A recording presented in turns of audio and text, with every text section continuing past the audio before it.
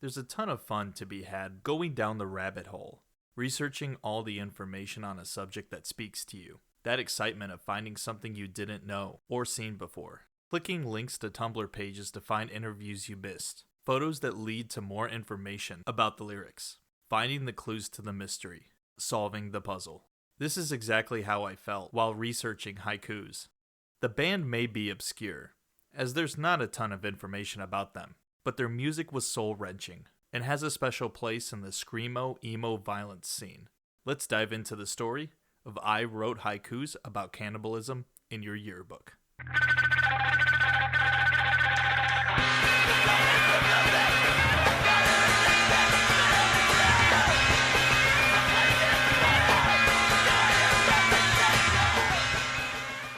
Haikus was born around 2004 with band members and good friends, Freddie, Daniel, Trey, and Steve. Everyone was in different bands at the time and played local shows around town. After jamming out a lot, the band formed organically. Here is Freddie talking about the origins of the band. We started around 2005-2006 in Antioch, California. Daniel and I were in a power violence band called Rosenbombs with our good friends in high school. Daniel played guitar and I played drums. For Haikus, we would switch instruments. I met Trey through some mutual friends. We connected immediately. It wasn't long before we were sitting down and working out guitar parts. I was already playing music with Daniel. I was in my very first band with Steve. The band kind of fell into place. We would jam in my parents' garage pretty much every day. We seemed to be on the same page, and the songs developed organically. We had a tight-knit group of friends, and we were always together. It just worked. When it comes to the band's name, here is what Trey had to say. The name actually was sort of a joke. We had jammed a couple of times and had a few songs. We were trying to decide on a band name, and were poking fun at bands with longer names that were sort of cliche. We thought it was a pretty good one, and decided to stick with it. The name could kind of mask the seriousness of the band in a way. After getting some songs together, the boys recorded their first demo, 5-song demo, released sometime in 2004.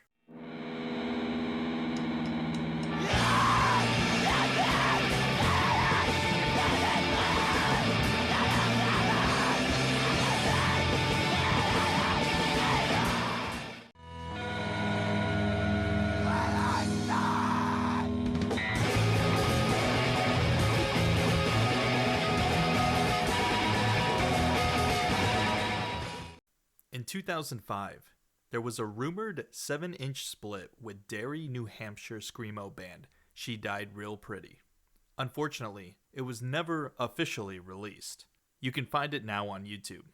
Here is more about the cancellation from the original interviewer.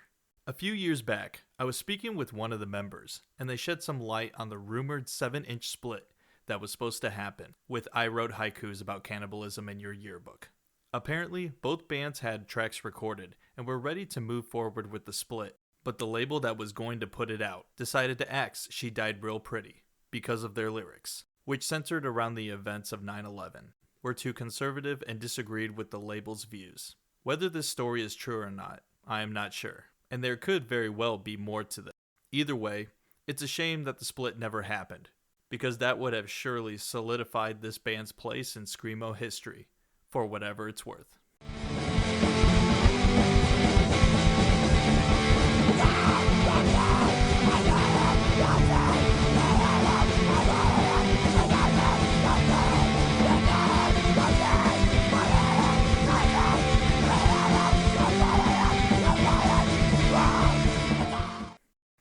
Sometime after that, the band released their second demo, the 8-song demo.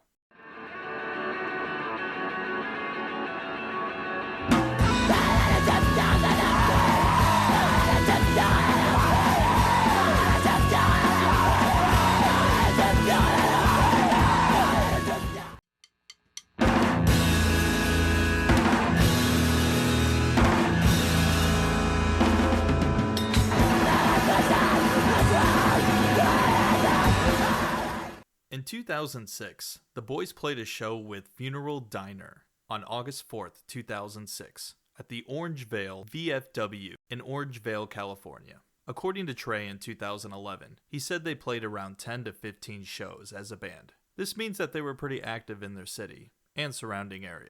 Their final show was in a basement in their hometown, with bands Grand Color Cran, Maudlin, and Loma Prieta. Shortly after the band played their last show, the boys had a falling out. I don't think there was any drama, life just led them in different directions. Freddie and Daniel went to start Punch. Steve played in Tiger Beat, and Trey went on to play in Sochil, then Beau Navir. In 2010, Haikus said it's about time for an LP, so they got on that and released their self-titled LP under DIY hardcore label Discos Hulga, ran by Val Sosdo.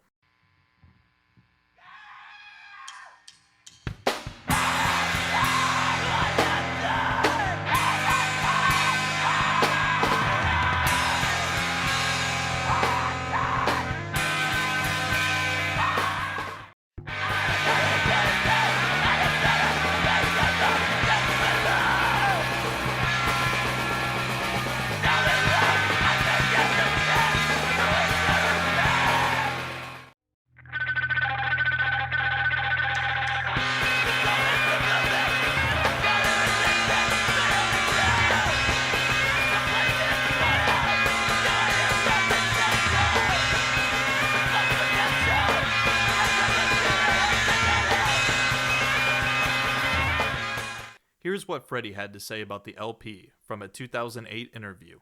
People have no idea that the record almost never came out. We barely made it through the recording. I had to track all but 1.5 songs on bass for that record. It was recorded in the living room of Trey's apartment at the time. Jeff Reddy tracked the recording. He had the gear and was Trey's roommate, so why not? I don't think he completely hated the music either. Nobody expected anyone in the world to care. Val from Loma Prieta offered to put the record out, so our friend Maddie Allard took a few pictures and we set them in. Then it sat for a really long time. I don't really know why there was such a long delay from the first release date, but that's not important. It came out, eventually. In 2009, the band put out this little teaser of them practicing. Not only is it a still video with none of the members to be seen, but it's the only live footage that we have. I find it pretty awesome, teasing your fans like that.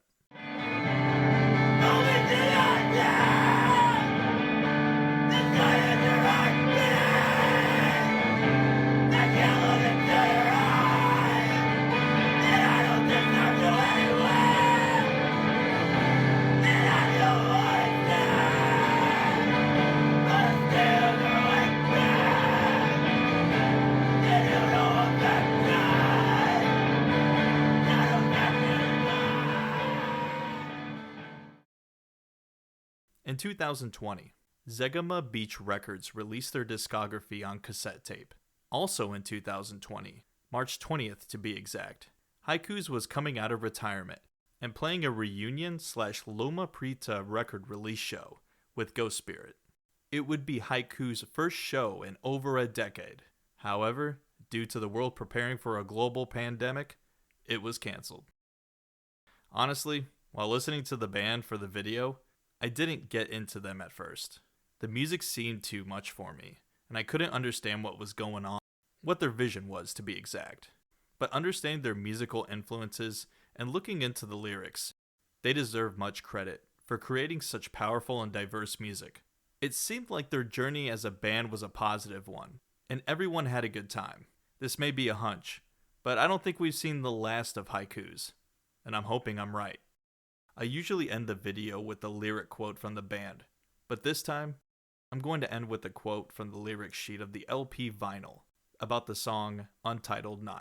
I've been let down countless times by people I've allowed to become closer to me. It hurts me more than anything. I've dealt with loss and betrayal all throughout my life. A few times, I wanted to make sure that I never have to feel like that ever again, but I realize there is always hope, and you shouldn't look to anyone for happiness or live your life for the approval of others. Inside yourself, you are strong enough to overcome anything. Your life is in your own hands.